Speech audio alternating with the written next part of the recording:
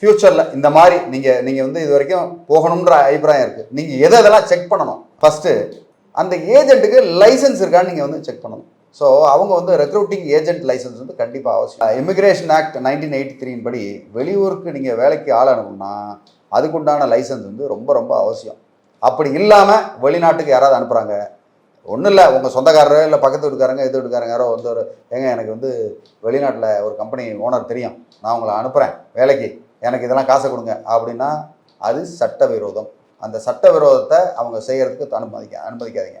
அப்படி அனுமதிச்சிங்கன்னா ஏதாவது ஒரு இடத்துல பிரச்சனை வந்ததுன்னா உங்களால் மீட்க முடியாது. ஸோ அந்த ரெக்ரூட்டிங் ஏஜென்ட் வந்து அந்த லைசன்ஸ் வாங்கியிருக்காரா அப்படின்றத செக் பண்ண வேண்டியது ரொம்ப முக்கியம்.